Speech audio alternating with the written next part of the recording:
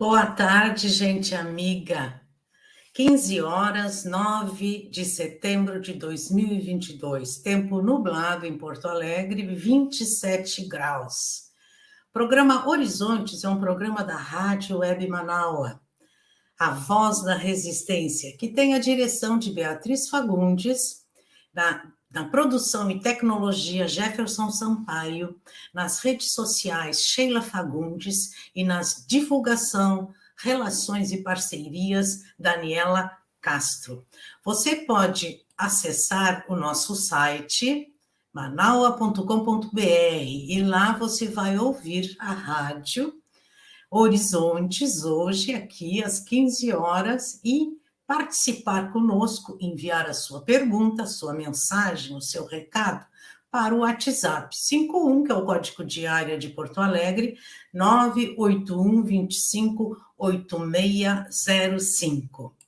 As lives Manaua Rádio Web, lives no Facebook, YouTube e Twitch. E lá mesmo, no próprio chat da live, você vai enviar o seu recado, a sua mensagem para nós, para o nosso convidado, que nós vamos colocar no ar aqui na nossa salinha.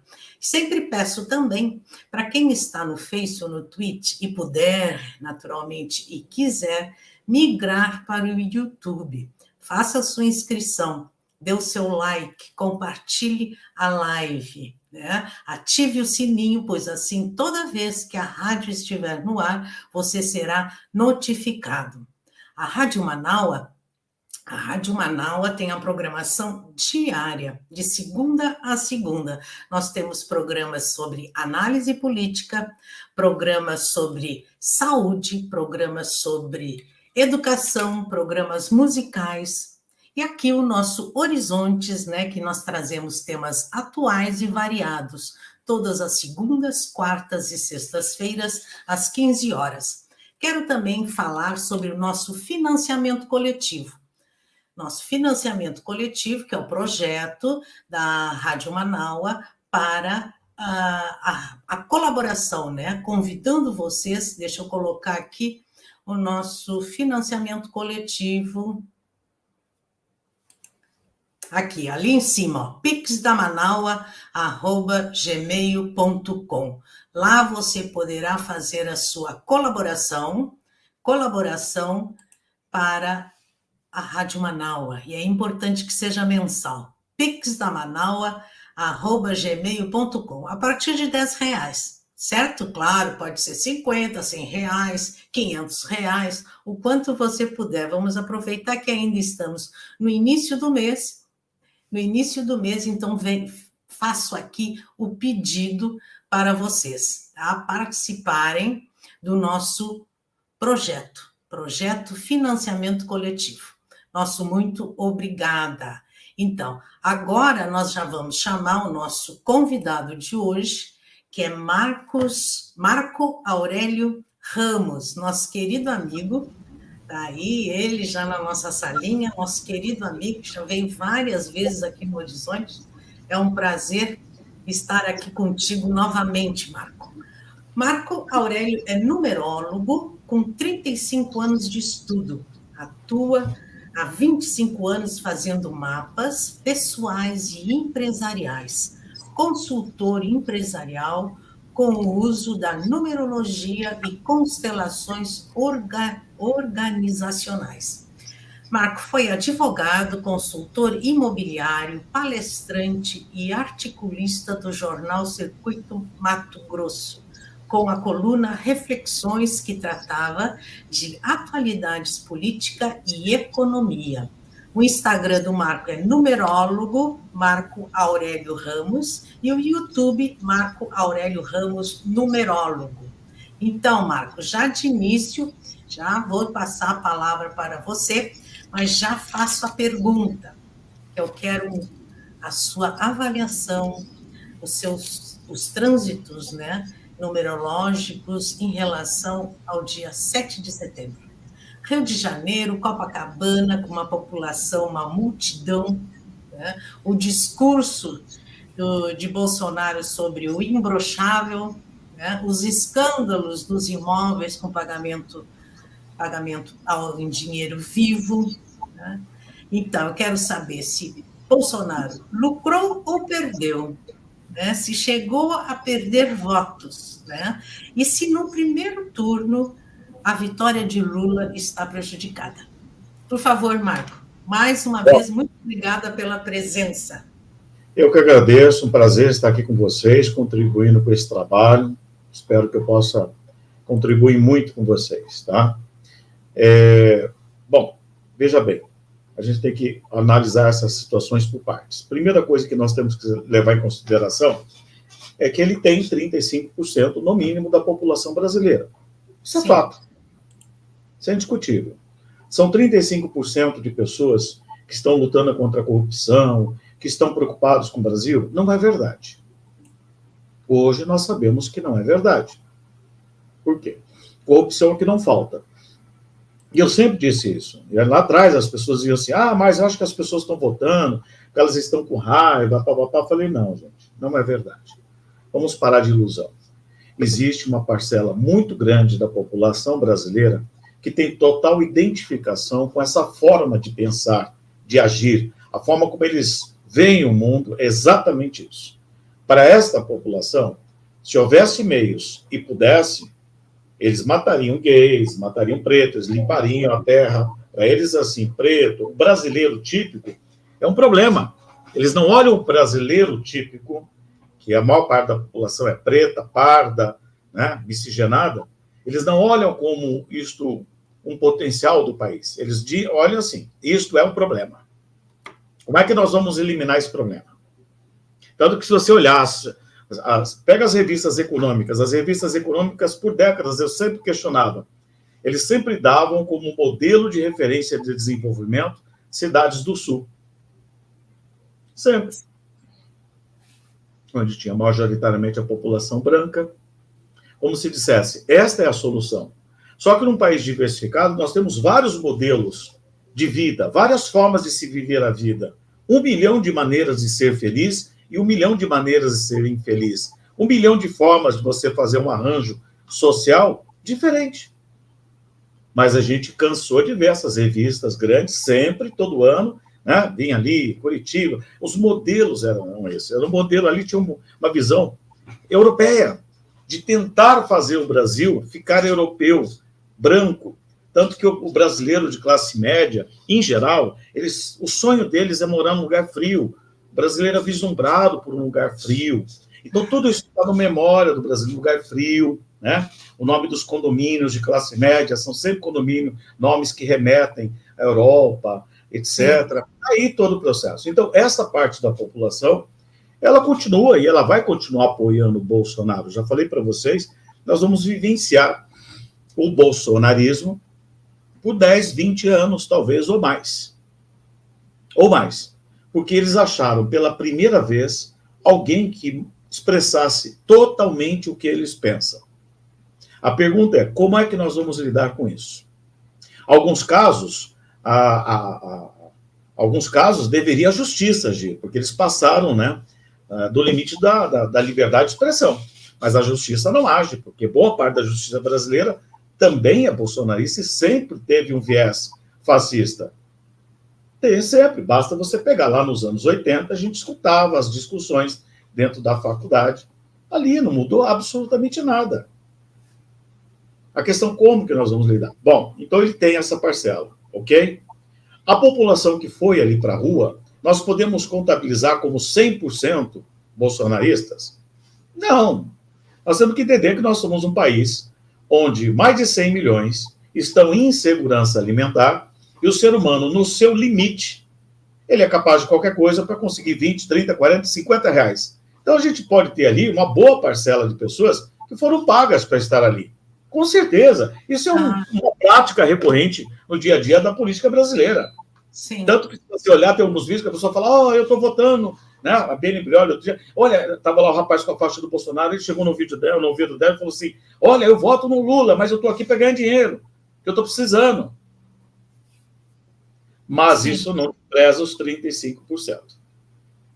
Ok? Os 35% estão aí, podendo ser mais, porque existem pessoas que vão continuar a votar nele. que tem vergonha de falar. Sim. Mas na hora H, naquela cabinezinha do voto, ele vai apertar ali o número do Bolsonaro. Por isso, e por essa razão, a esquerda, que ela tem vários saltos altos, né? Salto alto de 15, 18, 20, ela tem que descer para a terra. É o que eu sempre bati duro. Tem que descer para a terra. Por quê? Porque cada um fica com um nojinho, é muito. Eu não sou contra o conhecimento, não sou contra, jamais. Mas o conhecimento, quando ele não acessa a massa, desculpa, o resultado é o que está aí. Então, se as pessoas que estão no campo progressista ou que não concordam com o Bolsonaro, que tem muita gente que vai votar no Lula, que não é do campo progressista, mas não vai votar no Bolsonaro. E que, por ter surgido ali uma Tebet da vida, vislumbrou a possibilidade de, agora eu posso largar do Lula e ir para uma outra pessoa. Isso é um fenômeno que está acontecendo. Só que não vai resolver. Não é uma pessoa competente. Ela se esquece que ela está premiando alguém que contribuiu para chegarmos onde nós chegamos, que a Simone Tebet votou pelo impeachment, Simone Tebet votou no Bolsonaro. Então você está premiando a pessoa que nos colocou nessa situação. Você está premiando, você está dizendo, olha, tudo bem, o que você fez, eu vou te premiar com o meu voto. E o pior, não vai resolver? Pelo contrário, vai piorar. Porque ele indo para o segundo turno, aí esse cara será capaz de tudo. Nós temos que falar, quando a gente fala a palavra Bolsonaro, nós temos que lembrar que não é só o homem Bolsonaro. Por trás do Bolsonaro existe toda a instituição militar brasileira, toda, nunca houve quantidade de candidatos militares tão grande quanto agora. Tem os empresários alinhados. Então, o Bolsonaro é apenas um estandarte. Sim. Essas pessoas vão continuar. O Bolsonaro saindo não vai resolver.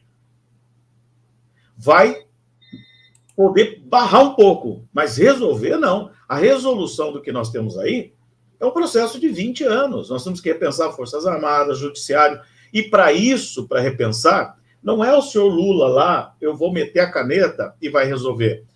Para isso precisa a população brasileira aprender que num presidente, o que é presidencialismo de coalizão, que é o que nós temos. O presidente, ele tem que conversar com o Congresso. Se essas duas partes não se entenderem, não há governabilidade, ou seja, não se administra o país. Aí o brasileiro vota no Lula e vota no pastor de extrema-direita para ser deputado. O que você está fazendo com isso? Você já está armando arapuca para o próprio Lula cair. Você já está inviabilizando. A inviabilização da administração no Brasil, ela já acontece há décadas, por culpa do próprio brasileiro. O próprio brasileiro, ele cria um Frankenstein. Ele não tem entendimento. Ele põe lá o Lula, ele brinca assim, ó. Vamos mostrar para vocês. Ele começa a montar assim, né? Aí põe aqui o Lula, aí aqui assim vem o pastor extrema-direita, para o deputado, é para Senado, outro louco militar. Gente, isso aqui fica impossível de ser administrado. E onde vai ter que cair? Mensalão. Todos eles tiveram mensalão. Fernando Henrique, Lula, todos tiveram. Só a Dilma que começou a arrepiar, ela é bastante íntegra, falou não. E olha o que deu o não. E o que vai ter que acontecer de novo? Mensalão. Porque se não tiver mensalão, não se administra. Nós temos que cair na realidade. Isto é o presidencialismo de coalizão. Coalizão, você tem que juntar um monte de espécimes diferentes para tentar colocar no mesmo habitat, que é impossível que uma devore a outra. Ou, né, Marco, ou a população aprender a votar, né? Gente, a gente não sabe votar há muito tempo, porque o Congresso, a cada ano, é pior do que o anterior. Sim. Sempre o próximo é pior ainda. Olha o que foi o impeachment da Dilma. Estampou na cara do brasileiro quem é o Congresso. Eu nunca vi um circo de horrores. Aquele dia me deixou chocado, já sabia, a mim, que eu tenho senso de realidade, aquilo me deixou chocado. Eu falei, gente, desculpa, esse país não tem mais jeito. Essa é a sensação que me deu naquele dia. Não tem mais jeito. Mas eles estão ali, eu sou contra o Centrão. Eles tomaram o poder? Nunca, nem no regime militar, houve impedimento de votar em deputado. Então nós estamos fazendo a nossa burrada há décadas. E agora o brasileiro tem que aprender que ele vai botar a cabeça do Lula lá em cima, ele tem que botar o corpo do Lula, o braço do Lula, as pernas do Lula. o pingolim do Lula, para ele não ficar imbrochável, porque o outro está imbrochável, né? Você está entendendo? É assim. Por isso, ou você vota na legenda de cabo a rabo, ou você vai selecionar se no seu estado, pois o meu estado não tem governador, vai ser difícil, Senado. Então vamos ter que fazer o quê? Um voto contrário ao que é o governador. O governador atual daqui é bolsonarista. O prefeito da capital apoiou inicialmente Bolsonaro, mas agora é concorrente com ele e está junto com o Lula. Então, o que a gente vai fazer? O voto útil. Isso é pragmatismo. É outra coisa que o brasileiro precisa aprender a ser prático. O brasileiro não é prático com a própria vida, não é prático com nada. Hoje teve uma pessoa que veio comentar, porque eu fiz um comentário, comentei, gente, a turma da terceira via precisa acordar. Vocês vão acabar com o país. Eleja o Lula e depois vamos discutir. Vamos discutir, porque você tem com quem discutir. Com o Bolsonaro você não tem com quem discutir, debater, apresentar propostas. Né? Não. Aí veio uma comentou, porque, mas eu sou contra que o PT não aprovou o impeachment. Vamos explicar uma coisa. Imagine o PT encabeçar o impeachment do Bolsonaro. Sendo que o partido estava sendo odiado pela população brasileira. O que nós iríamos fazer se o PT tivesse feito isso? O PT iria fortalecer o bolsonarismo, gente. Por quê? Porque tira o Bolsonaro, faz o impeachment, aí o Lula ganha, eles iriam justificar a vida inteira de que o Lula só ganhou porque tirou o Bolsonaro. Nós íamos inverter a história. Nós íamos retroalimentar esse monstro. Política não é fácil, política não é cartesiana. E, ao mesmo tempo, o partido também, eu acho que tomou consciência, que a população brasileira também precisa arcar com as consequências das suas escolhas nefastas. Porque senão o partido vai atuar como o papai. É o filho que bate o carro, lá vai o partido, tá bom, vamos arrumar o carro. Aí ele bate de novo. Então, na verdade, a população brasileira precisou e precisa passar por isso, para ver se ela cresce, se ela vira adulta, se ela entende qual é a inconsequência da ação que ela teve. Está aí o resultado. Jamais poderia. Isso é maturidade, gente. É assumir responsabilidade. Então a gente faz as burradas e aí a gente quer que sempre o presidente vá lá em cima e resolva todas as burradas. Para resolver as burradas numa gestão, tem que se criar mensalão. Então o mensalão já vamos oficializar ele, porque é a única forma de você gerir um país. Se você não tem uma bancada alinhado, o corpo caminhando com a cabeça. Vamos falar de português, claro, para acessar a população que não entende. A cabeça tem que andar com o corpo. O que nós criamos é um corpo distinto da cabeça. Não tem como. É isso aí. A Marta Lucena.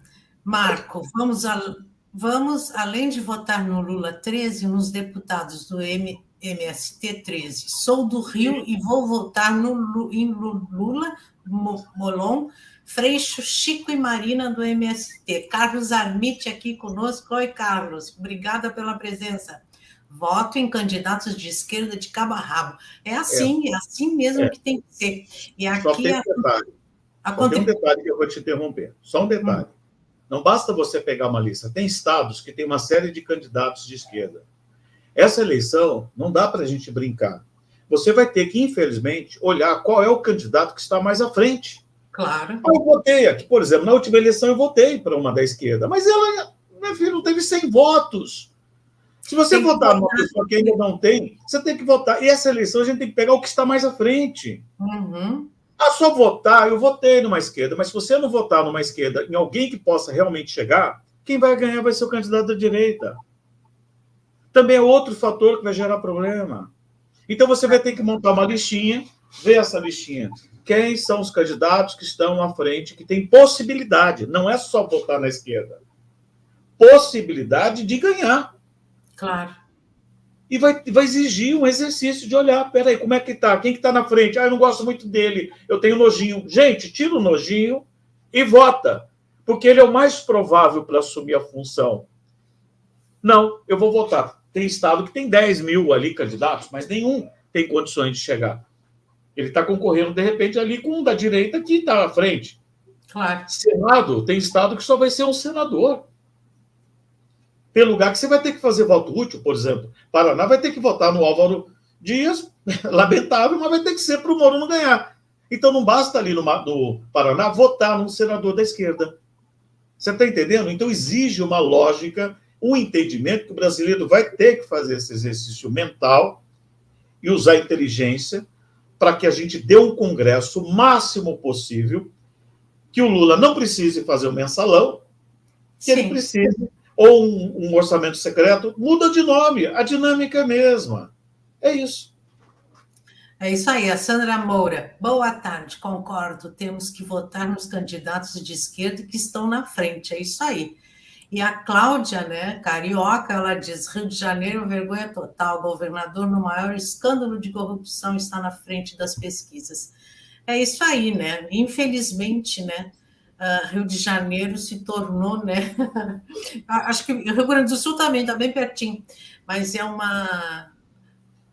As pessoas votam no corrupto e votam na extrema-direita. Incrível. Incrível mesmo. Eu quero, antes de te passar em seguida a palavra, Marco, eu quero agradecer a excelente audiência que a gente está aqui no YouTube, né? Quero agradecer a presença das pessoas que estão aqui conosco. Muito, muito obrigada. E peço que eles, né, estão conhecendo a Rádio Manaus, o programa Horizontes, pela primeira vez, através do nosso querido amigo Marco, que faça a sua inscrição no YouTube, né? Dê o seu like, compartilhe, porque nós somos uma rádio independente, né? E precisamos do seu apoio, né? O Tiago Lima diz assim, ó, vocês viram o Elias Jabor detonando uma economista bolsonarista da Jovem Pan em um debate ao vivo? Linguagem clara e direta. Eu não vi, não. Você viu, Marco?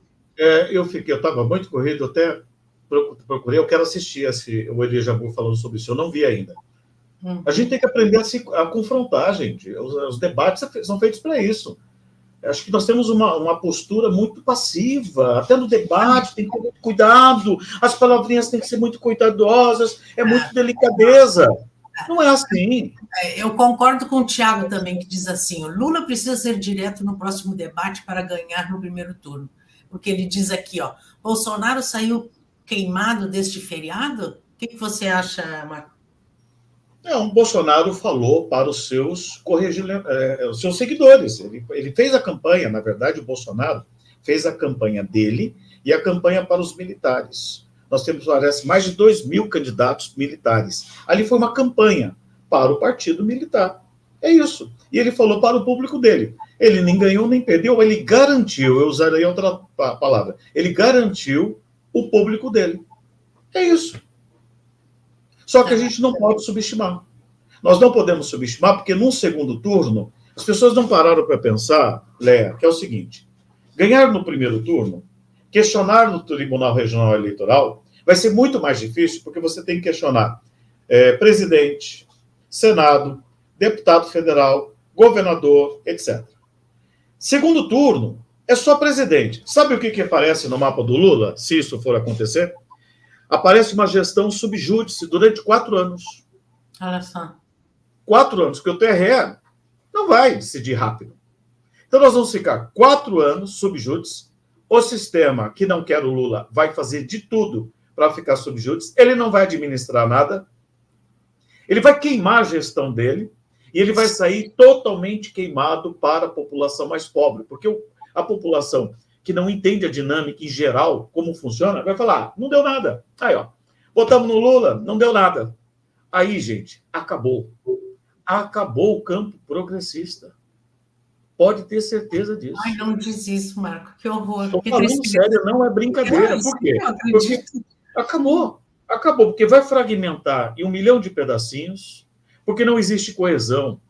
Todo o povo, Por que o bolsonarismo é tão forte? Porque eles têm coesão. Eles deixam as pequenas diferenças de lado e eles têm um foco. Mas o campo progressista não. Aí você tem aquele que é a linguagem neutra, aí você tem aquele que não concorda com o Lula, aí você tem aquele porque o Lula usou a palavra tesão e não poderia, aí você tem aquele... Então é muito questionamento intelectual e a população mais simples que está passando necessidade, ele olha para nós, eu falo sempre que eu escuto, ele olha para quem está ali e fala, gente, o que vai trazer de resultados para mim? Isso vai trazer comida na minha mesa? Não vai.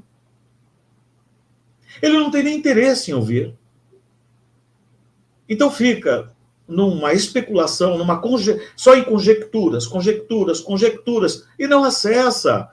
A maior paulada que o campo progressista levou foi Bolsonaro. A população brasileira foram 57 milhões, que mostrou para nós que nós estávamos errados. Será que nós estávamos totalmente certos? Lógico que não. Tem que fazer uma meia-culpa. Porque se não fizer uma meia-culpa, vai repetir todo o processo de novo. E a hora que o Lula morrer, se ele não preparar um substituto que consiga ter coesão, porque o Lula é o único que consegue a coesão. É o único. Se ele morrer, acabou. Quem que vai substituir? Me responda. Sinceramente. Não prepararam ninguém, né? Aí nós vamos ter 10 mil Ciro Gomes, 10 mil, sabe, fragmentados, que não conseguem se entender, e o campo da reacionário deita e rola por 20 anos. As pessoas, né, ficaram... também outra... Chegou a desanimar aqui, né? Não, a Carol botou assim: pelo amor de Deus, Marco, não fale isso, vou embora para Passárgada. Não, mas é verdade, gente. Mas, Marco, isso que você vê no mapa do Lula, numerologicamente, né, no mapa numerológico, é para o primeiro turno ou para o segundo turno? Segundo turno. Então, nós temos que ganhar no primeiro. Segundo turno. E nós temos 24 dias. Se for para o segundo turno, acabou, gente. Aí vocês vão ver uma complicação. O que vai acontecer? Ele pode até ganhar, mas a gestão dele vai ficar 4 anos sob júdice. E quem vai mandar o Congresso? Quem que é o presidente do Congresso? Lira. Totalmente bolsonarista. Sim. Ele vai prosseguir com as pautas, o Lula vai virar uma rainha Elizabeth viva e vai sair totalmente desmoralizado perante a opinião pública. Porque a população não vai entender que ele ficou sob júdice. Ele vai ficar sob júdice. Se for para o segundo turno, vai ficar sob júdice. 4 anos, até acabar a gestão.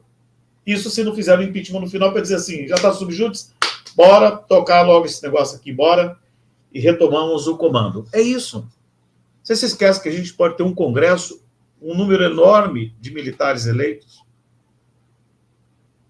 A quantidade de deputados que vão ser eleitos militares.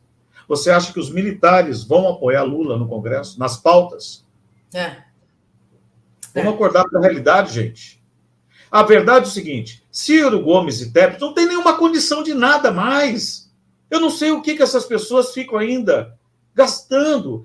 Não tem mais, gente, não tem como, é por vaidade pessoal. E no mapa, estou bem nervosa, me desculpa. Não, mas é verdade. Marco, no mapa do Ciro e da Tebet, não existe uma união nisso aí? Eles para votarem tudo no Lula no primeiro turno? Não existe essa possibilidade? O Ciro e a Tebet, entenda uma coisa, o Ciro e a Tebet, eles não existem por si só como candidatos. Eles só existem porque tem pessoas por trás. E essas pessoas que estão por trás, que tem que cair a ficha, já que elas não concordam. Nós temos, como o Bolsonaro diz, nós temos um inimigo em comum, né? Que é o Bolsonaro. Então, você quer o quê? Você quer o Bolsonaro de volta? Você quer, ou então, o Bolsonaro perde, mas ele vai deixar o país sob júdice. O que é sob júdice? O Brasil, a gestão do Lula vai ficar em questionamento judicial durante 4 anos. Então, ele ganha, mas não leva. Sabe o que ele vai poder fazer? Nada. Absolutamente nada. Ele vai virar um refém do Lira. É isso que vocês querem? Eu estou falando para os eleitores do Ciro e da Tebet. É isso que vocês querem? Então, se vocês querem isso, façam. Só que vocês assumam a responsabilidade e não venham reclamar depois. Cada um arruma a cama como quer dormir. Só que vocês vão colocar um país refém de uma situação por irresponsabilidade. Porque nós não estamos numa eleição, gente. Será que alguém já entendeu isso? Nós não estamos numa eleição. Olha aqui no Mato Grosso o que aconteceu. Mataram um rapaz aqui. Está aí, ó. É isso que vai se alastrar no país todo. Então acabou a brincadeira. Chega com essa história de Ciro. Já cansou. O Ciro... Tá bom, vamos lá. Ciro Gomes presidente, com aquele temperamento dele. Com quem que ele vai conversar? Bolsonaro. Não, eu quero que vocês me respondam. Com quem que ele vai conversar? Então ele vai ser um ditador. Porque se ele diz que ele vai fazer tudo aquilo, então ele não vai dialogar. Ele vai ter que dialogar com a bancada do PT, que é grande. Ele sapateou, tripudiou na cabeça do PT, então a hora que ele ganhar, ele vai lá conversar com o PT. Aí ele vai conversar com o Centrão, como ele diz. Ora, gente, por favor, será que vocês são burros? Eu só posso chamar disso, porque é burrice. Ele vai ter que sentar e, inclusive, beijar a mão de todos aqueles que ele desprezou, porque ele conseguiu inimigos dos dois lados. Sim. E não vai conseguir administrar. Quem é Simone Tebet, gente? Olha, Simone Tebet.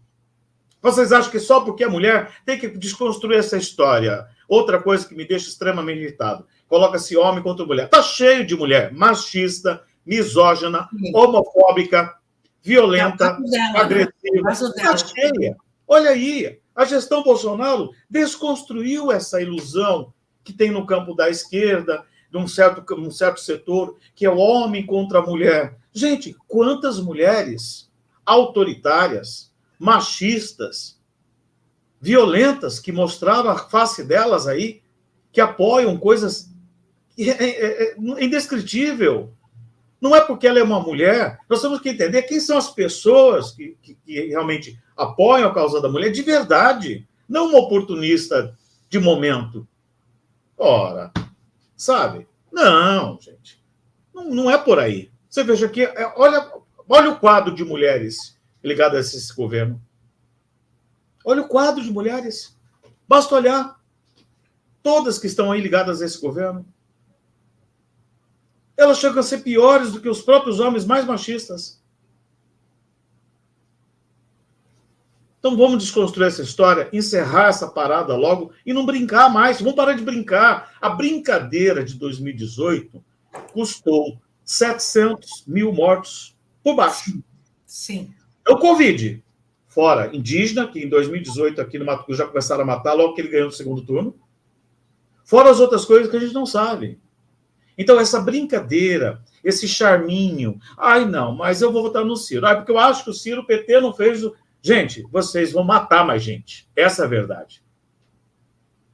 E vocês, se vocês não se matarem, porque vocês podem estar refém de uma situação amanhã, de um remédio, ele está cortando o SUS. E aí, como é que fica? Tem que acabar com isso. Mas o pessoal do campo progressista tem que bater de frente com essa história, Léa. Está todo mundo muito cheio de trique-trique. Chega, vamos chamar a realidade nua e crua. Tá, você vai votar no Ciro. Como ele vai administrar? Ele brigou com o PT, brigou com o Centrão, brigou... Então ele vai juntar com o bolsonarismo. Sim. Só pode. Claro. Vocês não fizeram raciocínio. Mas isso, Marco, eu acho que a esquerda tem que dizer, a esquerda tem que falar, o Lula tem que mas falar. Está todo mundo muito delicado.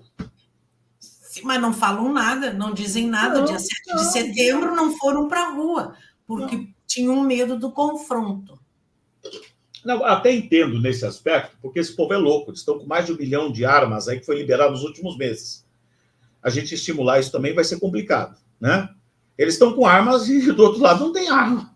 Essa é a verdade. Mas se posicionar, é debate, é falar, confrontar. Isso que precisa ser feito, gente.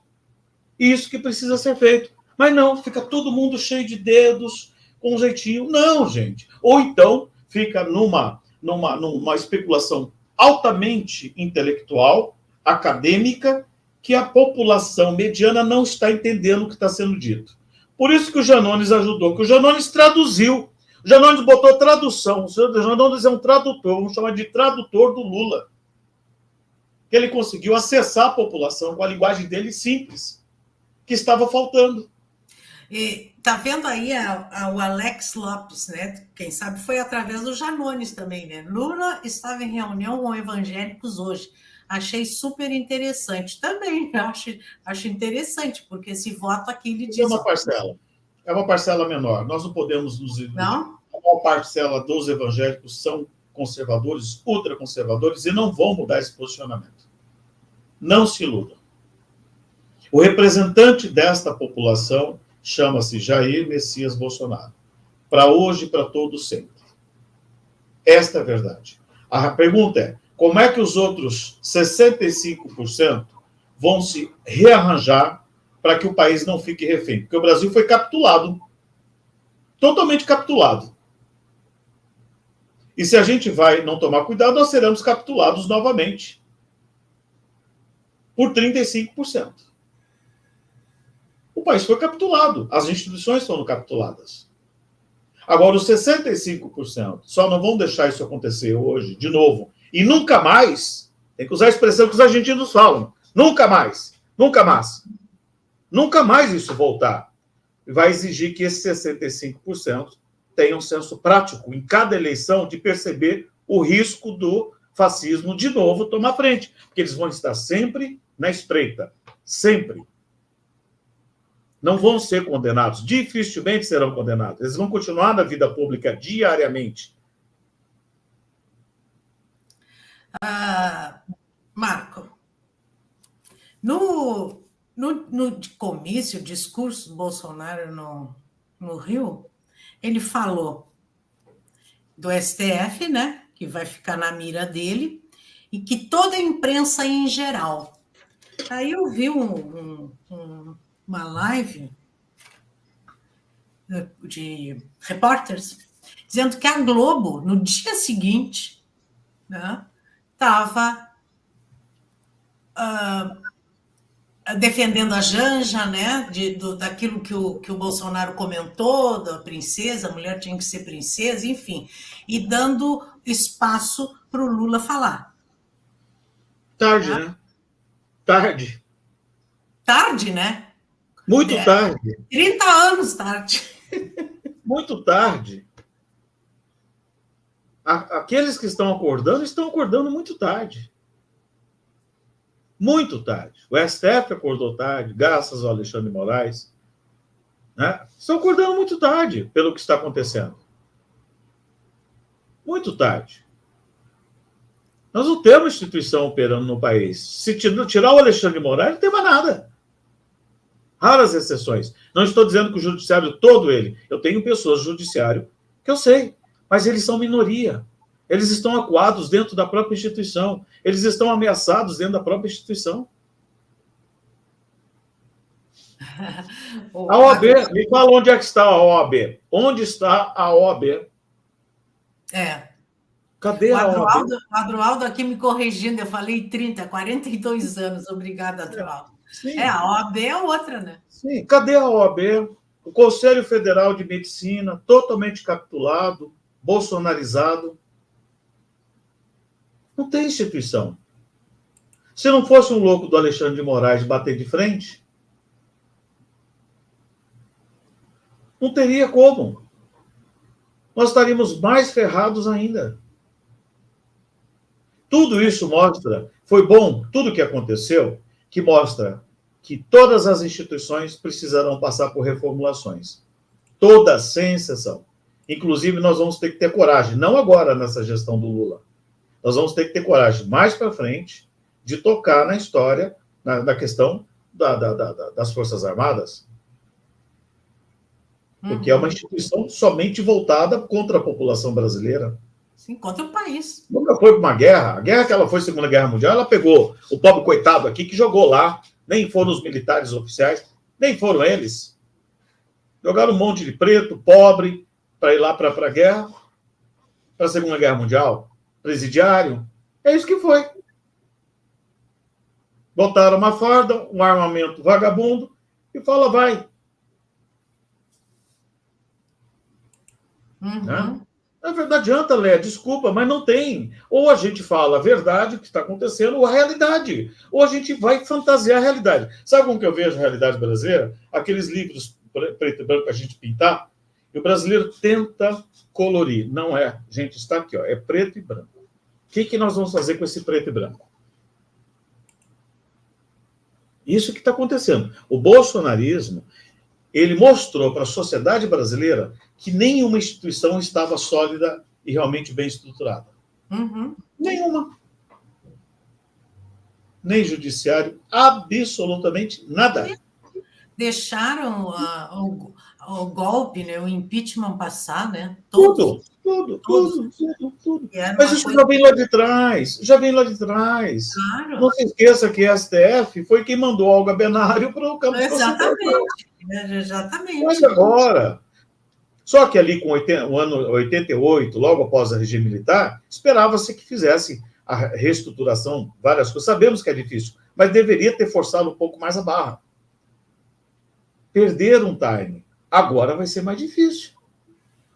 Agora, para fazer isso, é só daqui talvez 8 anos a população sistematicamente votando em campo progressista. A gente tem que entender, gente, que a gente pode até perder a presidência nas próximas eleições, mas nunca perder o Congresso. O Congresso e o Senado tem que ser progressista. A gente perde o Congresso, perde o Senado e perde a presidência. Quem decide tudo é o Congresso e o Senado. Quem faz leis, desfaz leis, Congresso e Senado. Quem está desmontando a Constituição não foi o Bolsonaro, é o Congresso e o Senado. Quem tirou seus direitos não foi o Bolsonaro, foi o Congresso e o Senado. Vamos dar o nome aos bois, que senão sai o Bolsonaro, a gente esquece no dia seguinte, cervejinha, picanha, está tudo muito bem. Não está, o Congresso vai continuar fazendo. E vai continuar fazendo com Lula. Se você votar no Lula, um candidato progressista e um Congresso reacionário, eles vão continuar. Na gestão do Lula, eles vão continuar desmontando a Constituição. E vão jogar nas costas do PT essa história. Tiago Lima aqui, Marco, pergunta: qual a estratégia que os candidatos progressistas poderiam ter a partir de hoje para serem notados? O campo progressista demorou para descobrir as redes sociais. Enquanto o campo progressista tinha uma parcela que estava no meio acadêmico, com as ideias rebuscadas, eu não sou contra, mas isso é para o núcleo pequeno, gente. Nos anos 80, a gente tinha um meio acadêmico, as discussões acadêmicas, que era uma coisa, e as discussões que a gente levava para a população geral. Hoje não, eles querem trazer todo o meio acadêmico. Então eles se distanciaram. E nisso, foi ali deitando e rolando a turma da extrema-direita, tomaram conta do YouTube, todas as redes sociais, e foram formando a opinião pública. Eles foram formatando a mente do brasileiro. Eles deitaram e enrolaram. Não adianta você negar uma realidade do momento. Tem que ir. Tá aí, ó, o Lula tá indo para TikTok, tem que ir. Ai, mas é péssimo, né? Tem que fazer dancinha para... Tem que fazer, porque, lamentavelmente, a média da população é isso. Gostaria que fosse um país de uma população um pouco mais instruída, mas isso é um erro histórico de 500 anos. Então vai ter que fazer lá dancinha, vai ter que fazer vestidinho de super-herói, porque acessar, né, aqueles 2 neurônios ali que vai voltar e ferrar. Lamentavelmente, aí vocês podem ficar bravos comigo, mas a verdade é essa. Esta é a verdade. É lamentável, mas é essa a verdade. Mas é uma culpa de uma estrutura histórica de 500 anos. 500 anos o Brasil nunca investiu em universidade. Eu fui para Lima, no Peru. Você conhece Lima? Eu conheci uma das primeiras universidades da América. 500 anos. 500 anos. Sim. 500 anos. Aqui foi feita no início de 1900, né? Por aí. Adroaldo diz assim, ainda pior, Congresso aprova leis, derruba veto e Bolsonaro emite MP para empatar a execução da lei, como no caso das leis da cultura, Paulo Gustavo e Aldir Blanc. Aí. Sim, é isso aí. Então nós temos que ter consciência, gente. Não basta só votar, tem que saber, nós vamos ter que aprender. E a esquerda está falhando em fazer, a esquerda partidária está falhando em explicar. Ela tem que explicar, gente, é o seguinte... fazer beabá. É o seguinte, no estado tal, tem 10 candidatos do campo progressista, mas é esse aqui que tem mais possibilidade. Ela tem que explicar. Vota nesse aqui. Mas eu não... Vota porque nós precisamos garantir uma vaga. Ela não explica. O PT não explicou. Tem muitos programas que o PT não explicou, que nem eu sabia que o PT tinha feito no governo dele. Agora que estão correndo atrás do prejuízo, tentando explicar, isso aqui foi eu, somos nós. A população já não quer mais nem saber. Então, falha de comunicação, Léa. Foi. Falha de comunicação, falha barata. Eu não sou especialista. Falha barata de comunicação. Inclusive, a Beatriz sempre fala, né? Deveria ter sido criada uma rádio nacional, uma rádio do governo. Né? Nada Estimular disso, deixar a Globo ser. Não precisamos de rádio, porque nós já temos a Globo. Aí. Mas ele alimentou. Olha só que interessante. Quem é hoje mais contra o PT e o Lula? Forças Armadas, os evangélicos, tá? Você veja, os evangélicos, a turma da agricultura, porque quando o Lula assumiu, a agricultura aqui estava tudo quebrada aqui no estado. Ele deu 1 milhão de benefícios.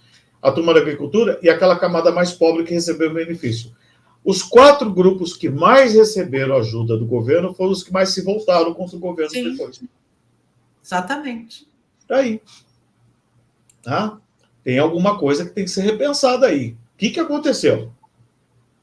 Vamos dizer, não, estamos certos em ponto final? Não, vamos parar para pensar, gente. Fazer diferente. Fazer um laboratório disso aí. O que aconteceu? Destrinchar essa história para ver o que aconteceu. Por qual motivo as 4 camadas, os 4 setores que mais foi beneficiado foi o setor que mais se voltou contra o governo PT. Tem alguma coisa. Eu não sou especialista. Cadê os especialistas? Vamos pesquisar, vamos informar, vamos levantar o que está acontecendo.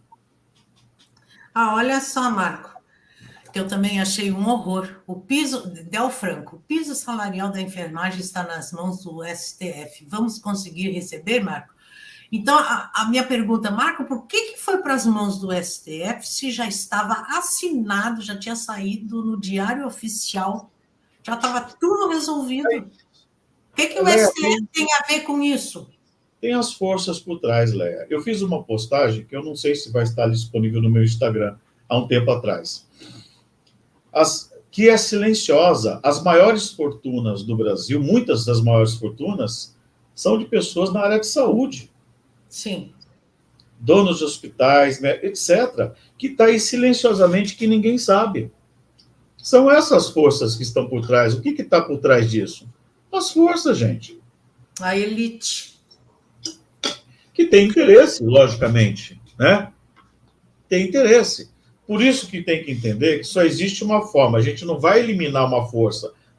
Como é que você equilibra forças? É você tendo consciência de onde você está, quem é você, e a partir de então você votar em quem realmente lhe representa. E não você votar em quem representa a elite brasileira. Eles já têm quem patrocina eles.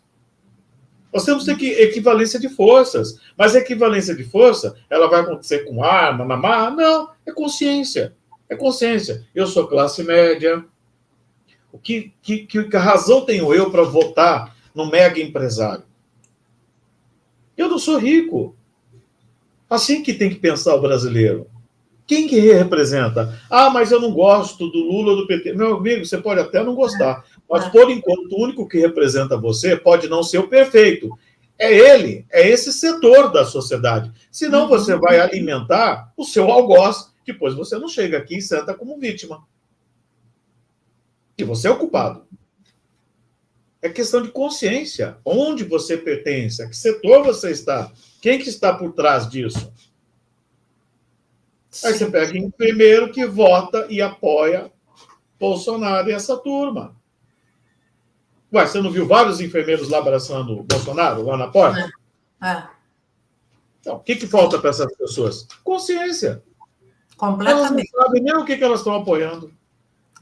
Aqui também, o professorado foi que sofreu com o governador, né, o Leite. Ele está em primeiro lugar. Sim. Os professores apoiando ele. Apoiando ele, está aí. Mas nos conte, então, que geração é essa? Alienada, reacionária, que só enxerga seu umbigo, né, e é antidemocrática. Da onde? O ser humano é produto do meio e das regras do jogo. Da ditadura. E nós somos produtos disso. Quem nasceu nos anos 60, quem nasceu nos anos 70, são produto disso daí. Nós fomos criados como? Dentro de uma escola totalmente alienado. Eu estudei numa escola particular, que era lá, eu já era de família pobre, mas meu pai dizia assim, só tem um jeito do pobre sair da vida de pobre. Então, meu pai fez todo o sacrifício, nós morávamos num sítio, casa de madeira, nós não tínhamos luxo, roupa só comprava uma vez por ano, e era assim, 3 camisas, um tênis. O tênis meu era cortado à ponta, que eu sou mais velho, para o meu irmão caçula poder calçar e reaproveitar. Então, só que meu pai fez de tudo para a gente estudar na melhor escola. Porque só tinha um jeito da gente sair. Até porque meu pai foi órfão de pai e mãe, teve 3 anos só de estudo primário e ele não queria a mesma vida para os filhos. Então, foi todo o sacrifício do mundo. Quantas vezes eu vi meu pai sem dinheiro para pagar a escola particular? Sabe como que nós entrávamos, Léa? Pulava o muro escondido para entrar em sala de aula. Até meu pai conseguir ter o dinheiro para pagar naquele mês, porque naquela época a escola particular ela já barrava a sua entrada. Você ficava para fora. Sim. Cansei de pular o muro. Tinha que apresentar a cadernetinha da entrada com o pagamento. E a gente escondia. Ou entrava mais cedo e escondia dentro do banheiro. Até terminar os estudos. Tá? E o que a gente aprendia na sala? Você não tinha discussão política, era o SPB. O SPB, moral e cívica. Oral e cívica. Tinha que cantar o hino todo dia, com a mão no ombro do outro, entrar meio que marchando. Eu não sou contra a pessoa ter patriotismo, nada mais, esse tipo de coisa imposta. Eu tinha verdadeiro ranço. A gente era obrigado a desfilar no regime, no desfile de 7 de setembro. Eu tinha ranço disso, que era obrigado a ir. Não era uma escolha. Eu não gosto nada que seja obrigado. Eu tinha que ir, porque senão não tinha ponto na escola. É isso que nós somos. Essa geração foi criada assim. Nós somos criados para não discutir. Nós não tivemos acesso à informação, com exceção de quem morava em grandes centros como São Paulo, Rio de Janeiro, Porto Alegre. O resto, eu fui criado no Mato Grosso. Todo o resto do Brasil não tinha acesso a um livro para poder saber. Não existia internet. O jovem não entende. O jovem que nasceu, ele acha que a internet sempre existiu, que a internet estava lá na Idade das Pedras. Gente, a internet foi dos anos 90 para cá. Você não, mas você não era nem de biblioteca tinha algum livro para pesquisar, porque era proibido. Os livros que eram proibidos, você não acessava nunca, você não tinha como encomendar. Então, a minha geração, a sua, nossa geração, nós somos da mesma geração. Pouca coisa de diferença, a mesma geração. Sim. Nós começamos a descobrir, a nos politizarmos tardiamente.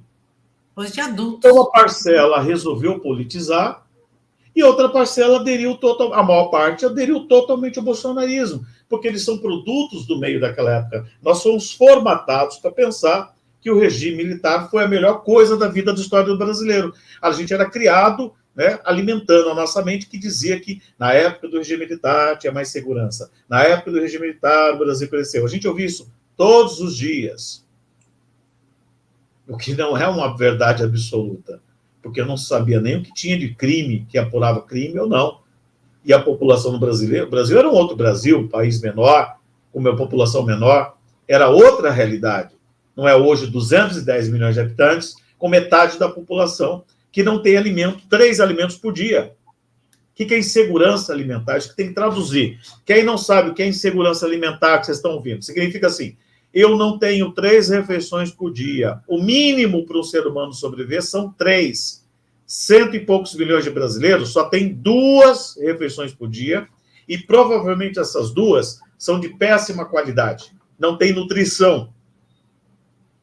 A quantidade de pessoas desnutridas que vamos ter, jovens, crianças, o que é desnutrição? Ele não vai ter aprendizado, ele vai ter déficit, ele não vai conseguir acompanhar a evolução da sociedade. É uma tragédia, gente. É uma tragédia. Por isso a evasão e não passam de ano, né? Não aprendem, não tem evasão e a barriga vazia, né? E os problemas de saúde depois. Sim, sim. Que vai pesar para o Estado brasileiro no envelhecimento. Tem que parar. Isso é um raciocínio que a gente começa a desenvolver para entender uma série de coisas. Qual é a consequência de uma ação? A gente acha que uma ação ela só tem uma consequência de um passo. Por isso que a gente explica tanto a questão sistêmica. A questão sistêmica é você entender o desdobramento de uma ação. Qual o impacto que isso causa em vários aspectos. É isso aí, ó. A Sandra diz, a Felizarda, que bom, Sandra. Eu nasci em 60, morava no interior, mas em casa tinha um pai esquerdista que me formou politicamente. Adolescente, eu já era bisolista. É isso aí. A Márcia, não podíamos ficar em grupos de 3 ou mais Sim. pessoas na rua que a polícia passava e ficava de olho. Exatamente. Sim. E, Sim. nem na frente das casas, no muro, nada. Muito bem lembrado isso. Aqui o Adolfo diz, no Julinho, que é uma escola estadual, né, muito famosa aqui de Porto Alegre, no Julinho a polícia política fechou o Grêmio Estudantil em 68. Desde lá lutamos contra essa canalha entreguista. É isso aí, mas poucos, né? Eu morava do lado do restaurante universitário, né? Então, eu cresci, minhas irmãs mais velhas já estavam na universidade, eu cresci e vi isso, né? E daí a gente começou a pensar, mas era proibido, não podia andar à tarde da noite com muita gente juntas. Não, que fez a polícia parar, que chamávamos de pé de porco. Não sei se você lembra disso. Aqui em Porto Alegre a gente chamava o brigadiano, o policial, de pé de porco, porque acho que já era um apelido já desta época da ditadura. O Adroaldo, se lembra, aí me ajuda, Adroaldo. A Marta diz assim, ó, tem um ditado chinês que diz, por que me odeias se nunca te fiz o bem? Aqui, a Denise está dizendo que se lembra do apelido. Era regional aí de vocês. Eu estou tentando lembrar o que tinha um apelido na nossa região. Tinha um apelido, sim. Saía da escola e não podia esperar minha irmã, que ainda não havia saído. Tinha que ficar andando até ela sair, não podia esperar lá na frente da escola. Não, isso aí.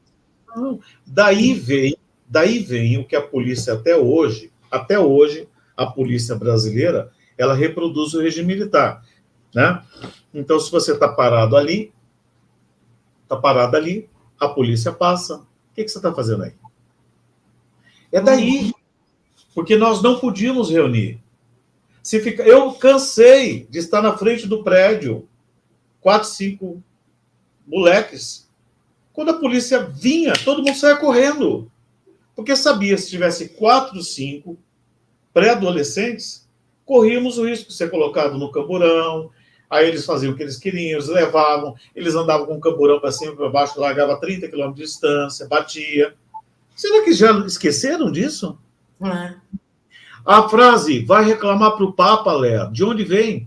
Vem da nossa época do regime militar, porque você não tinha para quem reclamar. Vai reclamar para o Papa. Exatamente. Significa, você não tem para quem reclamar. Cale-se. Exatamente. Como que eu vou reclamar para o Papa, né? Vou ter que ir a Roma? Então não tinha... Não tem como. Para refrescar a memória dessas pessoas. E as pessoas não se dão conta, né? E fazem o que o... Cadê o Ailton? O Ailton disse aqui, ó. Daí a pessoa se enrola na bandeira da monarquia e do integralismo e pede golpe de Estado falando em liberdade. É esse povo que passou pelo que todos nós passamos e se tornou bolsonarista. Pois é, minha filha, como que você explica aqui em casa? Meu pai foi um homem que deu muita instrução política. Ele não gostava do Lula, mas ele gostava do Roberto Freire, que era comunista. Fazia a gente sentar para ouvir o Roberto Freire. E hoje ele é bolsonarista roxo. Olha só. Isso. Eu fui criado desta forma. Fui criado para não idolatrar nada em religião. Fui criado para questionar tudo e todos. Eu fui criado dessa forma.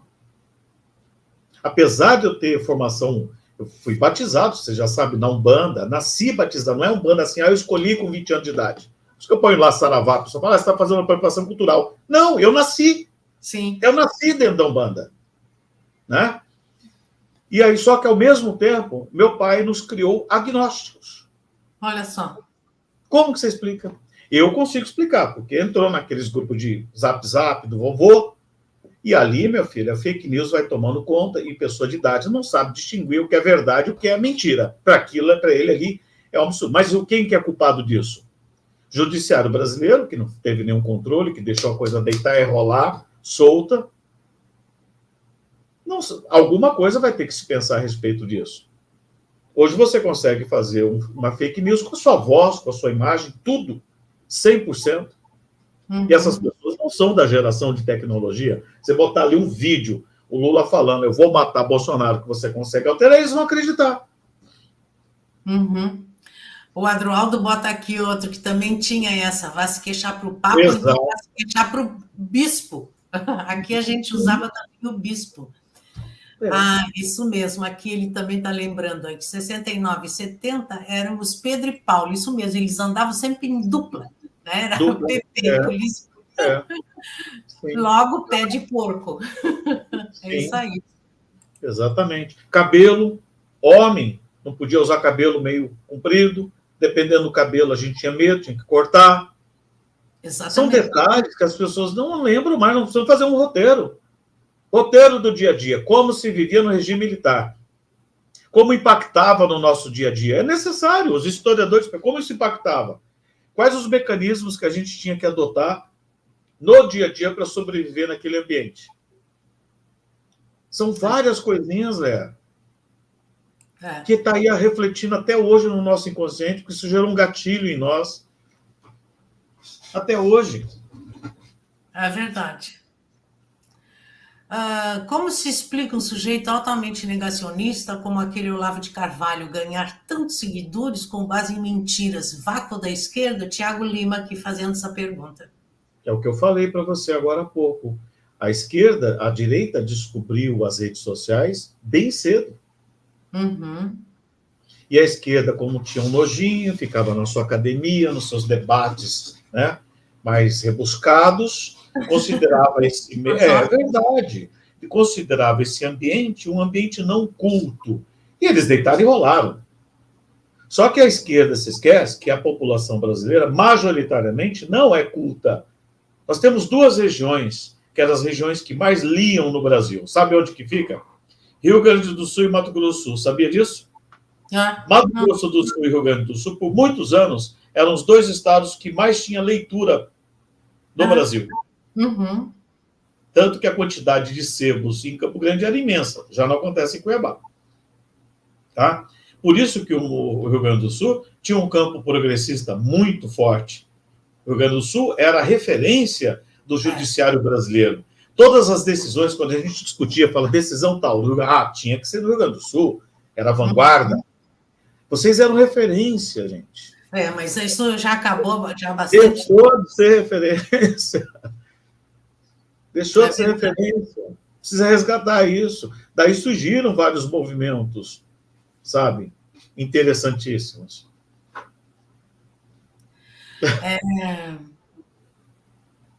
Terrível isso. Então, como que nós podemos fazer? É cada um de nós, né, Marco, tentando convencer quem é Simone e quem é Ciro a votar no Lula, porque senão nós não vamos ter chance. Você já disse aqui, né, que eu fiquei assim, já estava aflita, fiquei mais aflita ainda. Eu contei uma vez uma historinha numa live minha. Eu falei, gente, existe uma teoria chamada Círculo do Zorro. O que é isso? Zorro é um super-herói que não tem superpoderes. O Zorro só consegue atuar até onde a ponta do chicote dele alcança. Sim. O que isso quer dizer? Você consegue convencer aquele seu vizinho. Se nós pegarmos 10 milhões de brasileiros e cada um conseguir convencer um cirista ou um tebista a tomar consciência disso, são 20 milhões. Resolve a parada rapidinho. Rapidinho. Mas o que a esquerda estava fazendo, que eu via muito? Tentando convencer os parentes bolsonaristas. Gente, vocês estão falando com porta. Não. Vocês estão tentando comunicar-se com uma porta. Vocês estão gastando energia, tempo, à toa. Então, a regra é círculo do Zorro. Quem você pode convencer? O seu circuito. Traça um circuito próximo de você, que está dentro do seu convívio, que está pensando em votar no Ciro ou na Simone Tebet. Se 10 milhões, cada um trouxer mais um, são 20 milhões. Está resolvido. Elegeu. Aí sim, gente, vamos discutir. Aí vamos discutir, olha, eu não concordo isso com Lula, eu tenho essa crítica com esse projeto. Aí nós temos um ambiente para discutir, debater, sem levar um tiro na cara. Sim. É isso que as pessoas têm que entender, porque agora nós temos tiro na cara. Você vai lá sentar com o Bolsonaro, você vai apresentar a proposta, você vai fazer uma assinatura online para apresentar um projeto? É isso? Não, gente. Vamos ser práticos. E vamos parar para olhar o que esses candidatos fizeram. Quem é Simone Tebet? Ruralista. Olha lá a história, eu conheço. A gente era da mesma geração, convivemos lá, a mesma turma. Quem quer? Olha o Ciro. O Ciro eu já votei nele, eu não voto no Ciro, mas nem para síndico mais. Não tem um pingo de estrutura de diálogo. Uma coisa, eu, Marco Aurélio, aqui, posso mandar todo mundo tomar. Eu não sou candidato, eu não sou político. Agora, uma pessoa que vai para a política é diálogo. E o Lula tem capacidade de diálogo. A política é uma evolução do comportamento humano. Por isso que eu fico puto quando eu vejo gente desse meio esotérico, papapá. Não, política não sei. Política é uma força que não sei. Política, papá. Gente, a política é evolução. Porque antes da política se resolvia na arma, na espada. E uma pessoa, para assumir o comando, ele vai ter que conversar. O Lula tem essa capacidade. Ele vai ter que conversar, inclusive, com os bolsonaristas. Vai ter que conversar, vocês estejam preparados. Ele precisa, porque senão não se governa o país. O Brasil não se governa nunca, e nunca vai governar olhando só para uma das partes. Porque é um fenômeno sistêmico do Brasil. Sistêmico. Ou você beija a mão de todos os santos para chegar no altar, ou você não governa. Transformar o pensamento, né, o posicionamento político, a consciência e se tornar adulto, né, politicamente, a população precisa de educação. Precisa de educação, precisa de emprego, precisa de saúde. Nós não temos nada disso, Marco. Por isso que nós vamos passar aí mais o que? 50 anos Nós vamos ter que aprender a fazer muito com pouco, minha filha, porque quando você não tem, a gente tem que fazer com o que tem. Se a gente for ficar esperando o Brasil ideal, nós vamos sentar na cadeira, o fascismo vai tomar conta, vai virar um pensamento comum, porque ele quase virou, porque você vê hoje muito pobre apoiando isso, até hoje, com tudo que aconteceu. Se o pensamento fascista tomar conta da população mais pobre, que pode acontecer, não subestimem, gente. Sim. Não subestimem. Aliás, um ambiente que não tem cultura e educação pode fertilizar qualquer coisa. Qualquer coisa. Aí vocês esquecem. Aí nós vamos viver um ambiente progressista só literalmente no meio acadêmico, em grupos fechados. Num projeto ideal, inatingível. Uma utopia. É fazer com o que tem, gente. É fazer com o que tem. O país precisa de uma revolução educacional? Precisa. O país precisaria fazer uma revolução como uma Coreia do Sul fez? Precisa. Mas, para isso, nós temos que dar o primeiro passo. Nós, individualmente. Sim. Daí a revolução se consegue fazer. Né? Mas sim, parece que o brasileiro ainda quer sofrer mais um pouquinho, né? Não quer se informar. Hoje em dia não tem desculpa para dizer que não sabe de informação. Há 15 anos atrás, poderíamos dizer que sim. Hoje não. Qualquer pessoa tem o bendito de um smartphone na mão, que ele paga em 30 parcelas, mas ele tem. Qualquer pessoa pode virar aqui no Google. Eu tenho gente de idade que consegue, não sabe digitar, não enxerga, mas descobriu que o Google tem um microfone aqui que ele fala e pergunta: quem que é Simone Tebet? Vai aparecer um monte de coisa. Então, hoje não é desculpa para dizer eu não sei. Não, você tem que dizer assim, eu nunca tive interesse em saber. Uhum. É bem diferente. Completamente. Ah, eu não sei ler, eu mal sei ler. Hoje não tem desculpa. Você tem dezenas de pessoas dando aula online. Você sabe ouvir, não sabe ouvir? Claro. Então você escuta. Se você não sabe ler, a pessoa está explicando ali, você vai entender. Então esse papo, Léa, desculpa, não cola mais. Uhum. É verdade. Aquela pessoa que não tem nada é a exceção. A grande maior parte, tanto que as mentiras do Bolsonaro propagam rápido, porque todo mundo tem um smartphone. Uhum. Eles sabem disso, eles estão muito mais à frente do que nós. Eles sabem que se ele montar um videozinho aqui agora, rapidinho, tá lá na camada mais periférica do país, e a pessoa ali no boteco já está rindo da cara do Lula. Porque todo mundo tem um smartphone. E a Exatamente. esquerda não soube usar essa permeabilidade, que isso aqui cria permeabilidade. Por quê? Porque ficou A naquele esquerda não faz elitismo. isso, né? Não faz, porque ficou no elitismo. Uhum. E quando faz, não faz numa linguagem acessível. Ah, tá aí, ó. A Nívia diz: acho que a esquerda precisa ter um vocabulário mais popular para que o Pois é, discurso meu seja filho. Pois é. compreendido. Aí está o Janones fazendo esse papel, que deu uma Uhum. chacoalhada na história. Podem criticar, mas ele está fazendo esse papel. Ele tem cara do povo brasileiro, jeito do povo brasileiro, maneirismo do povo brasileiro. Ele acessa por diversas formas. É isso. Comunicação. Não adianta você contratar o maior especialista em marketing se ele não entender esta permeabilidade que hoje o Bolsonaro, lá no Planalto, está sentado aqui, ó. Ele cria o meme, põe já. Dali uma hora, já acessou a periferia da periferia. E ele está morrendo de rir aqui. Uhum. E a esquerda está ali nos seus debates acadêmicos, regadas a vinho, acadêmicos. e rebuscados, e viajando, e o povo está totalmente desconectado. Gente, Um salto chega. alto. Salto alto, chega. O resultado de tudo isso está aí. O bolo que saiu do forno é um bolo fascista, duro de se digerir, mas por culpa do descuido de quem estava fazendo o bolo. Sim. Essa é a verdade. Uau! Vamos ver se tem mais alguém aqui. Aqui, ó. A Maria diz assim, Maria dos Impossíveis, de Lima Vasco.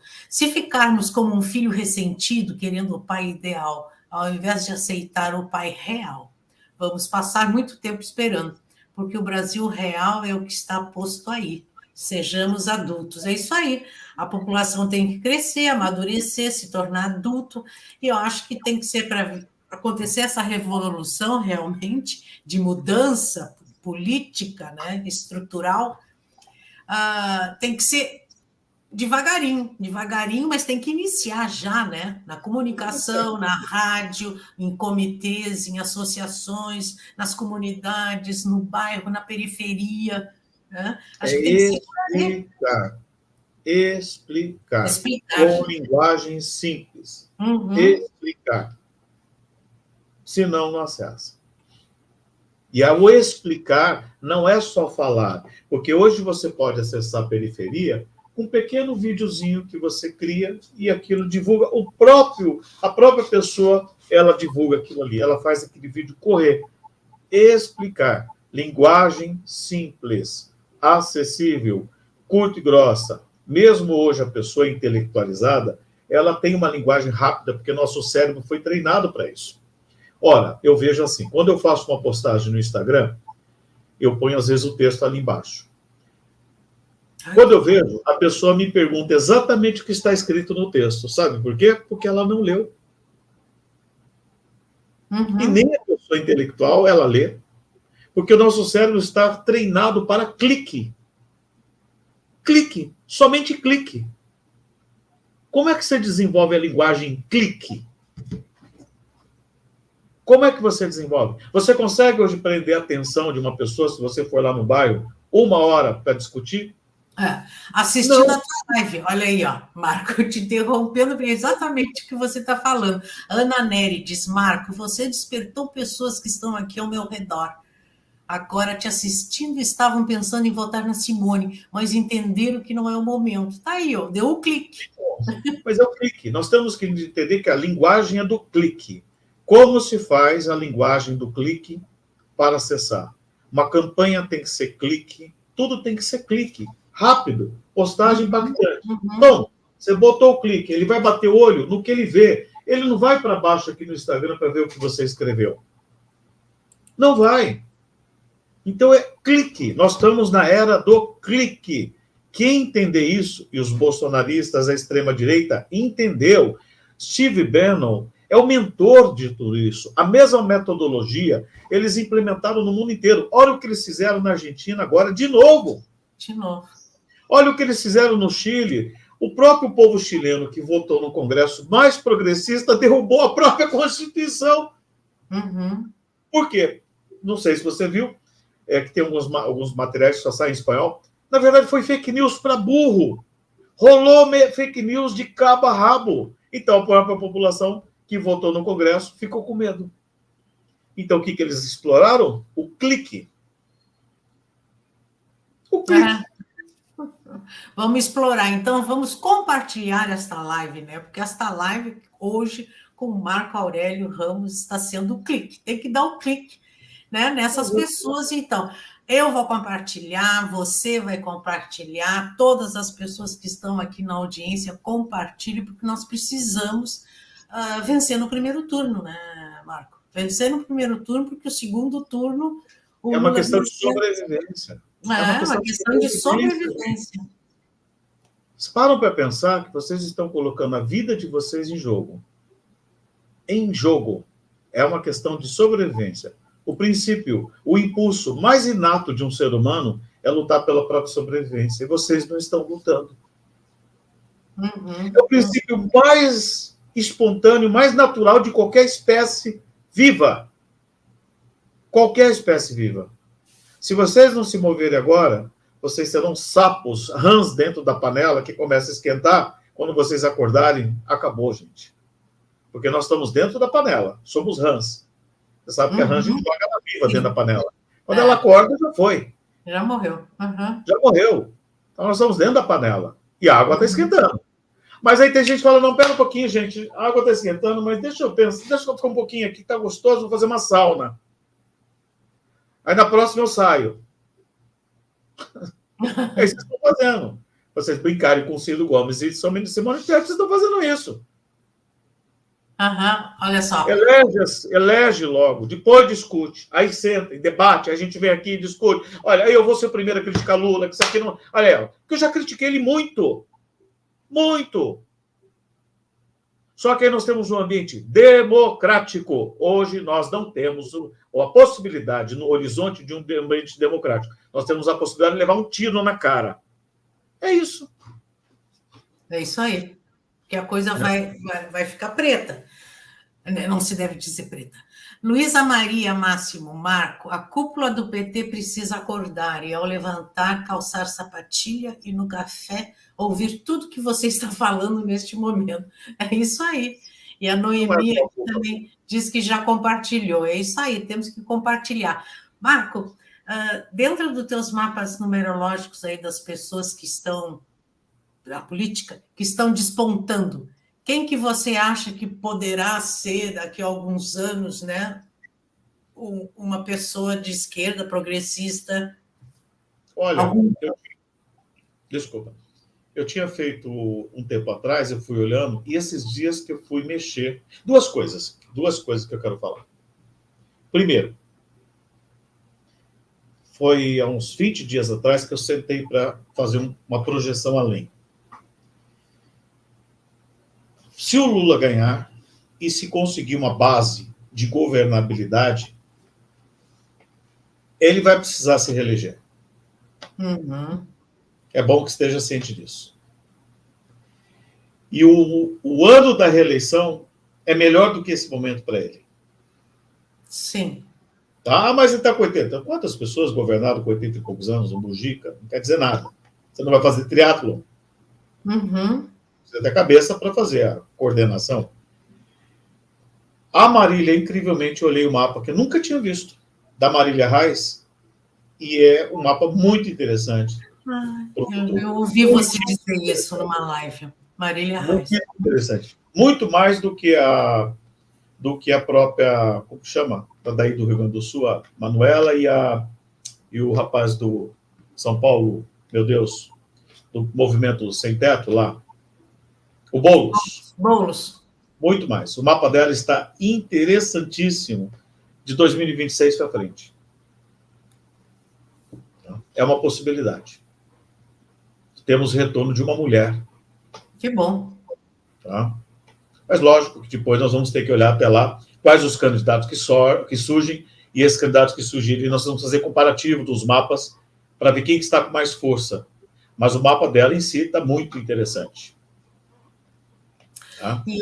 E hoje à noite, às 20 horas, sai a pesquisa, né, da Datafolha. É hoje? É hoje. É hoje. E o Janones, tem a Del aqui que pergunta, Del Franco. Janones não tem perfil para ser presidente. Janones tem perfil para fazer o que ele está fazendo e deputado legislativo. Para ser presidente, não. Tá? Não. Ah, o Adroaldo aqui. O Adroaldo foi um dos fundadores do PT aqui no Rio Grande do Sul. Eu critico o Lula desde 1983, dentro do PT. E a minha irmã saiu do PT quando o Lula se elegeu pela primeira vez. Criticando também, né? Mas a crítica é importante. Nós só temos crítica em ambiente democrático. Sim, e o continuamos votando, né? Mas temos críticas. Sim, mas ele é um democrata. Uma coisa é você conversar com um democrata, outra coisa é você conversar com alguém que fala devemos extirpar o inimigo. Está aí o inimigo estipado aqui, o rapaz aqui, a lá do Paraná. E quantos mais vão morrer desse jeito? Né? Quantos mais? Esse é o horizonte que nós temos. Daí para pior. Vocês têm que entender que os próximos anos, se eleger Bolsonaro, vão ser bem piores do que... Ah, mas não acontece. Gente, vamos olhar a história da Turquia, com Erdogan. Olha a Turquia. Olha a Hungria. Né? Filipinas. Foi tudo por via democrática. Ah, que horror. Ué. Foi avançando, foi avançando. Quem que tira o Erdogan hoje? Me responda. Quem que tira o Erdogan? A Turquia era o país muçulmano mais moderno do mundo na época. Sim, maravilhoso. Retroagiram em muitas coisas, democrático, etc. Aqui, ó, um clique. Não dê uma segunda chance ao azar, vote em Lula, é isso aí. Temos que ganhar no primeiro turno. O mapa dele diz uma reeleição, é interessante. Ele vem falando, sabe o que me chamou a atenção? Que eu vi ele dizendo que ele não queria reeleição, que ele ia lutar para mudar, né? Mas aí eu fui olhar. E eu vi que provavelmente ele vai ter que contrariar essa opinião. Porque não tem como, veja bem, você elege 4 anos. Vamos imaginar, melhor das hipóteses, elegemos o Lula e elegemos uma boa parcela, boa parcela de um Congresso alinhado com ele. Você acha que 4 anos vai corrigir o que foi feito? O estrago, não. Não vai. Você acha que 4 anos ele tem condições de preparar um sucessor com tamanha popularidade? Muito pouco. Mas 8 já dá para pensar, né? 8 já tem um tempo de baixar a poeira desse processo bolsonarista. Incrivelmente vai coincidir com a finalização. Tu tá vendo a Marília e para daqui a 8 anos. Marília Reis. Exatamente. Ou Marília Reis, até mesmo numa reeleição com Lula, alguma coisa assim, ela vice, e aí ele sai no meio da gestão, deixa ela, porque já vai estar... É uma possibilidade. Interessante. Mas se não houver um preparo, uma estratégia, ele entra 4, voo de galinha. Ele sai e, novamente, a extrema-direita toma conta e, deita e rola. Deita e rola, porque ele não teve tempo de preparar outro. Quem que vai ter a popularidade? Me responda. Quem que pode substituir o legado do Lula? Próximo dele? Não tem. Que tem a capacidade de articulação, que tem a capacidade de articulação não só interna, externa, internacional. Internacional é incrível ele, né? Ele é maravilhoso. Uhum. Mandela foi com quantos anos? Mandela foi bem avançado, né? Idade. Sim, eu acho que devia ter por aí uns 80, eu acho, né? E já estava um pouco debilitado. E o Lula não está debilitado. Aqui a Carol está dizendo que Hungria também, né? Sim, sim. Deram uma rasteira na Hungria, né? Sim. Está lá a Hungria, Turquia, Filipinas, Uhum. que mandou a população dar tiro em todo mundo que tinha droga na rua, saiu matando, você não viu? É isso aí. É isso aí. É isso que tem pela frente. Aqui a Patrícia comentando aquele caso, né, que você falou, né, da pessoa que foi morta, o que morreu também na igreja em Goiânia. Só nos últimos tempos já são 3 que foram mortos por bolsonaristas. Uhum. Se eles perderem, vai ficar pior, tá? Pode se preparar para isso, vai ter mais mortos. Vai ter muita morte, perseguição, Muita morte. né? Perseguição. Porque Contra eles vão pobres, negros, velhos, né? eles Daí o vão projeto de eliminar a não, população velha e pobre vai ser enorme. Se ele perder, eles vão fazer represália. Pode ter certeza. Tá? Ah. É isso que me preocupa. E se vem outra pandemia, daí sim, né? Tudo pode acontecer, gente. Olha, daqui para frente, você arriscar a sorte é o pior cenário possível, bem diferente de 10 anos atrás. Que nós estamos numa situação mundial muito mais complexa, gente. Você tem aí Estados Unidos que pode entrar num colapso a partir do ano que vem. A Europa. Tá. O que você vê para os Estados Unidos e Europa? Dificílimo. A Europa vai, a Rússia vai apertar. A Rússia vai agora, a Rússia que vai. Agora é o troco da Rússia. O troco da Rússia vem agora no inverno. Sim, eu vi uma charge com ele fechando uma torneira ali de uma tubulação. Agora é que ele vai mostrar quem manda. É agora que ele vai mostrar. Está entendendo? Aquele dia, o dia que eles falaram, anunciou que fecharam só para uma manutenção, eu lembro que eu comentei, o Carlos Amis está aqui, falei, Carlos, é nada. Eles já estão dando uma mensagem. Eles vão fechar para dar um susto e para dizer, ó, preparem-se. E vai fazer. E nós temos a possibilidade de ter um dos invernos mais rigorosos dos últimos. Então, uma conjunção de fatores macro, micro e ambiental, como foi a conjunção de fatores, por exemplo, quando Hitler tentou invadir a União Soviética, chegou perto de Moscou, aquele ano teve inverno terrível, que eles não conseguiram avançar. Então, os fatores que podem acontecer, a mesma coisa pode acontecer agora. Mas a Europa não vê uma saída para substituir não é tão simples. A calefação? Não tem tempo? Não tem, a não ser que fale assim, tá, a gente compra lá o carro. Não, a calefação é que me preocupa, porque o carro, ele já tem carro elétrico, né? Custa uma fortuna, mas ele já está lá rodando, né? Não resolve. Calefação, gente. Calefação. O problema é a calefação. Frio da Europa não é frio do Rio Grande do Sul, gente. Sim. Não é isso. Não é. Não. Quebra o nariz se tu tá no gelo lá. A Comunidade Europeia entra ano que vem, acho que é 1º de novembro. 1º de novembro? Deixa eu ver aqui. 1º de novembro, ela... Quer ver? Ela entra no ano 18. Exatamente. Ano que vem. Ela entra no ano 18. Novembro de 2023 a novembro de 2024. E os Estados Unidos, em julho de 2023, também entra no ano 18. É aí que o bicho vai pegar. E, inclusive, é uma energia que pode representar guerras. 18 é uma energia de conflitos. Uau. Literalmente. Tá? Colapso, conflito. A Comunidade Europeia pode ter países desmembrando. Então, nós estamos, na verdade, na antessala do caos. Ainda não está no caos. Em quanto tempo isso que pode acontecer? 2, 3 anos? A partir do ano que vem. A partir do ano que vem. 4 de julho, os Estados Unidos, ano que vem, entra no ano 18. Dia 1º de novembro, logo em seguida, a Comunidade Europeia. Os dois vão estar no 18 juntos. Sim. A morte da rainha é um símbolo do fim da civilização europeia que se organizou ao final do século XIX. Carlos Hermite. Baseado no modelo feudal.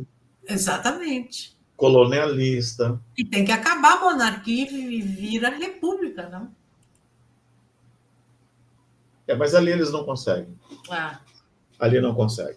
Né? O que pode acontecer, por exemplo, Canadá, Austrália, começar a sair desse common law, né? Da comunidade britânica. 16 países, não acredita? Sim, imagina. Acho que até tem país na África. Acho que além da África do Sul, tem mais outro país. África?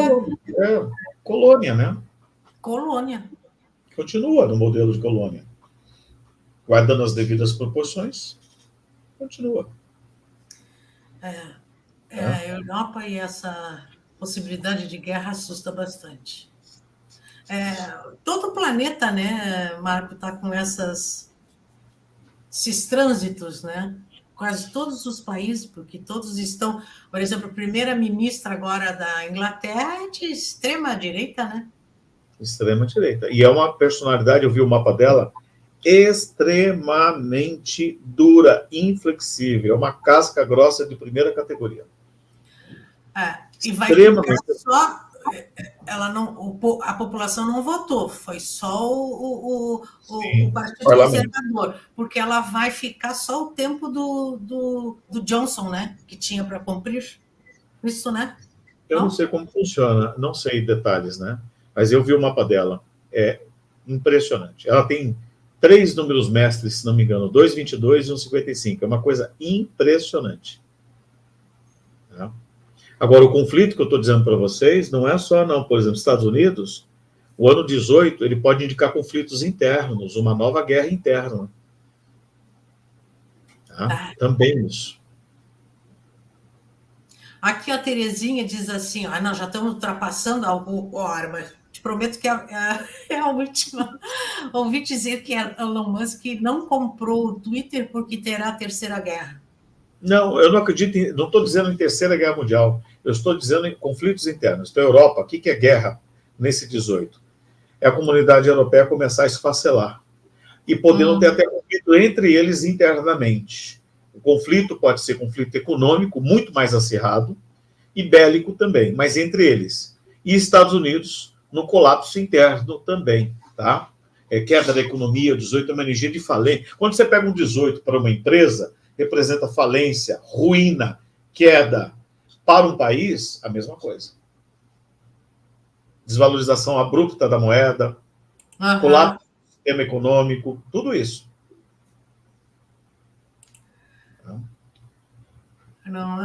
Não atua o nome do protocolo a seguir, AP. Não entendi. Bom, meu querido, são 16 horas e 33 minutos, né? Tu é um homem que trabalha muito, tua agenda é muito cheia, tu já deve estar aí te preparando para o teu novo cliente, para o teu novo horário. Eu quero te agradecer imensamente a tua disponibilidade. Você sempre, quando eu te mando um recadinho pelo WhatsApp, você concorda em participar aqui comigo, fico muito agradecida. Foi uma live maravilhosa, eu tenho a impressão que as pessoas vão realmente compartilhar, esse clique tem que dar nessa girada na chave, tem que acontecer, porque nós temos que ganhar no primeiro turno, né, meu querido? Eu que agradeço, fico mais feliz de poder contribuir com um canal que está dando um enorme suporte para a população, para as pessoas abrirem a cabeça. E vocês, gente, não deixem também de só assistir, contribuir financeiramente. Todos esses canais precisam de apoio financeiro. Se vocês querem que eles continuem a existir, porque senão nós ficamos rendidos à grande mídia, tá? Eu agradeço muito, quando precisar, pode me chamar, será sempre uma contribuição e um prazer enorme estar aqui com vocês. Ok. A audiência também está aí te agradecendo, excelente live, agradecendo, obrigada. a gratidão. Valeu, Marco. É isso aí, live maravilhosa. É isso aí. Então, vamos nos despedindo. Um bom final de tarde para ti, meu querido. Até a próxima. E um bom fim de semana. Igualmente. Tchau. Beijo, tchau, tchau. É isso aí, uma excelente live que nós tivemos aqui hoje com Marco Aurélio Ramos, trânsitos numerológicos, né? Carlos Armit esteve conosco, uma excelente audiência, Ailton de Godoy também, e essa excelente audiência do próprio Marco, né? Que sempre nos traz aqui, então eu vou pedir para essa audiência, compartilhem, nós precisamos fazer com que toda essa fala do Marcos, né, chegue até muitas e muitas pessoas. Um abração, um bom fim de semana. Segunda-feira, programa Horizontes, às 15 horas, retorna novamente aqui com vocês. Tchau!